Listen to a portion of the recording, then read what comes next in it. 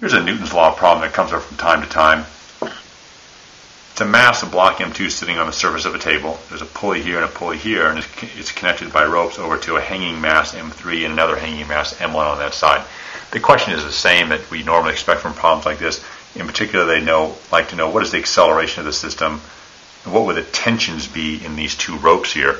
And we'll likely have more than one tension, say a T1 and a T2, because we have more than one rope. We have one rope connecting M2 and M3 and another rope connecting M1 and M2, and there's no reason to believe that the tensions in these separate ropes will be the same, although we do have sort of an ongoing rule that the tension in one continuous piece of rope like this one, a continuous massless rope, will be the same, but these are different ropes, so there's no reason why the tensions in them should be the same. So what we'll do once again is follow our prescription here that we've had up for the videos on these problems the whole time. Identify the two Newton's laws here and know that they're here and ready to go. We're going to identify all the forces. We're going to set up a sign convention. Then we're going to go ahead and fill in equations 1 and 2 and see where we get. So we'll start with identifying those forces. We'll come over here on M3 and realize that M3 has a weight down on it. There's an M3G, and it's going to have a tension acting up on it like this. I'm going to go ahead and call it T1 since we have more than one rope. We'll call it a T1 over here in this problem. That's about it for M3. On M2 over here, M2 definitely has its weight pulling it down, M2G, sitting on a surface, deforming that surface, molecular flexing going on, as we mentioned in other videos, so it's going to have a normal force acting straight up on it like that for sure. Another force on M2G, on M2 rather, if there's a T1 over here on this rope, there's going to be a T1 over here on the other end of the rope. O is pulling away from the point of contact. I know it's T1 because this is the same continuous rope that links M2 and M3, so we'll leave it like that. As we go on to the other rope over here, just to finish up the forces on M2, there will be a tension due to this rope pulling away from the point of contact on mass M2, and I'll call it tension T2, and there's going to be an upwards pull on this mass right here. I'll call it tension T2 as well. The reason why I'm calling it T2 also is because this is another one continuous piece of rope connecting M2 and M1 with tension T2 in there. And M1 lastly, just to finish up, it will have its weight pulling down with an M1G like that. So I think with all those labels, we've successfully identified all of the forces acting on all of those blocks in there. And now what we'll do is just sort of proceed to step 4 right here, which says to identify the signs. Let's get some signs in there so the motion sort of comes out nice and consistent. I'll go ahead and call down over here negative, and if down is negative, up must be positive.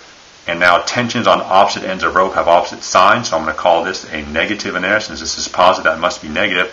But now we're looking at M2. If right is negative, left must be positive. That's the sign of that tension. And now this tension on the opposite end of the rope is another T2, but it must have an opposite sign, a minus sign like that. And lastly, if up is negative over here for M1, down must be positive like that. So we have a nice consistent sign convention going all the way through the problem, and I hope you're going to sort of see and understand how the sign conventions are going to work. In particular, if the system happens to be moving this way, if M3 is moving down, M2 will be moving to the right, M1 will be moving up like that. And if M3 is moving down, that's the negative direction. M2 moving to the right is also the negative direction. M1 moving up is also the negative direction for that. Hopefully you can convince yourself of similar motion if everything's moving the opposite direction. That'll be positive for all the blocks. That's the nice consistent sign, what a nice consistent sign convention can do for us in problems like this. So what we'll do now is go ahead and see if we can solve for the acceleration of the system and the tensions. Let's see what happens. So we'll just start applying Newton's law, and we'll go one mass at a time. We'll try to keep it brief here because there's quite a bit of equations that are going to pop out. We'll start with mass M1 over here. In particular, we'll fill in the a sub y equation right here. There are no x forces, so we'll just fall in the a sub y. It's the sum of the y forces divided by the mass. So I'll say it's going to be a plus T1 minus an M3G divided by M3, and we can put a box around it. That's the y acceleration for M3, that hanging mass over here on the right. That's it. We'll do the same thing for M2 over here. M2 will have x and y accelerations because it has forces in both of those directions.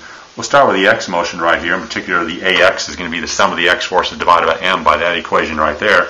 So I've got a plus T2 minus a T1 all over M2. And that'll be the x acceleration. So if we look at the motion that M2 might undergo, it looks like sort of a tug of war between T2 and T1. If T2 is larger, that'll bump the acceleration over to the left.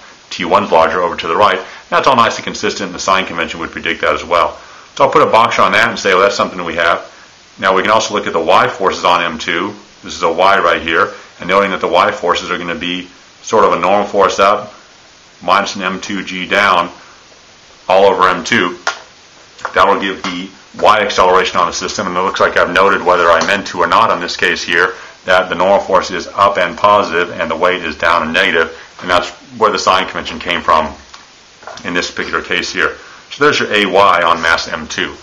So the last mass to analyze then is M1, the one that's hanging over here on the left. There's no X forces on it, just Y forces. So on M1 then, looks like we're going to have a minus T2 up plus an M1G down, something like that. Minus T1 up plus M1G down. This is the upwards tension we see on this mass right here. This is the downwards weight we see on it right there. And we'll divide all of that by M1. And Newton's law says something like that is all going to be equal to a sub y. So there's another equation for you right there. So we can put a box around this one. And it looks like I goofed up on my labeling here earlier when I started on this problem over here. This is actually mass M3, isn't it? Not M1. So M3 over there has, just a quick review here, has a T1 up and an M3G down. So everything else is okay. Just I referred to the wrong mass, I think, when I was talking there. So now what has happened is you've gone through the entire system now and you've formed equations for all of the masses here. This equation came from analyzing the y force on M3. These two came from analyzing the x and y forces on M2. This one came from analyzing the y force on M1. So you're essentially done with all the physics. And as in all these videos, there's always one more intuitive step you need to make before you can make any further progress on a system like this. And in particular, you have to realize that all of these blocks here are connected by ropes. There's a rope here and a rope here. So for instance, if M3 moves down at 1 meter per second, M2 better be moving right at 1 meter per second, and M1 better be moving up at 1 meter per second. The velocities are all going to be the same.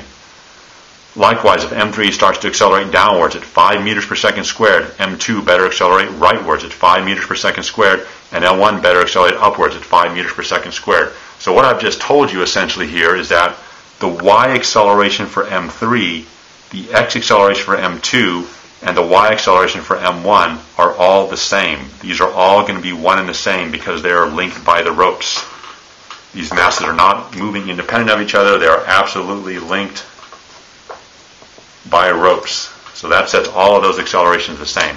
So what you can do then, in a case like this, is to start to combine them, understanding that that A are all the same. So what we can do is maybe we'll rewrite some of the equations here just to guide you a bit on the map, and then we'll sort of end the video because the rest is all just about a bunch of algebra to do, which we won't do here.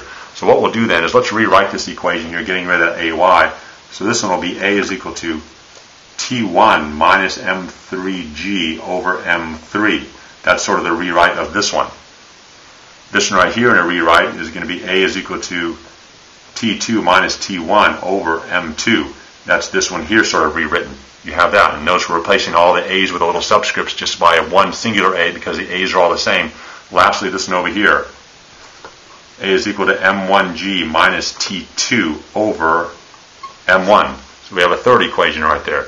So see, we have these three equations now, which all came from Newton's laws and maybe a bit of rewriting, and then the intuitive step here that the ones linked by ropes, the objects linked by ropes, all have the same acceleration. So we have three equations right here. But luckily we have three unknowns also. So if you look at these three equations here, the things that we do not know, we don't know T1, we do not know T2, and we do not know A. So these are the three things we don't know, but lucky for us, we have three equations. So we have three equations, three unknowns. Quite a bit of algebra to do, but it's actually straightforward in a case like this here, and here's what my recommendation would be. What I would do is solve this equation for T1 and plug it in for that T1. Then I would solve this equation for T2 and plug it in there for T2. Then I would focus on this center equation after all that plugging is done, and I believe this center equation, once you do that, you would be able to solve that for A directly. And yes, A is going to depend on a whole bunch of stuff. What you get for A there will depend on M1, M2, M3, and there will be a G in there. There will be some big ugly equation that involves all those things, but you will now have the acceleration of the system.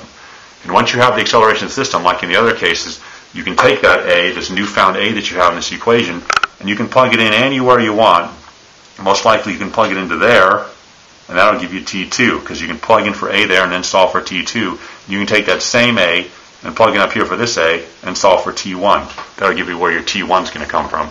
So then it is possible using the Newton's laws to get A this way, and by a little more substitution here, you can easily, not easily, but with some work, you can get T1 and T2 to come out also. So it looks like you can get all of those variables to fall out, which is what the problem calls for.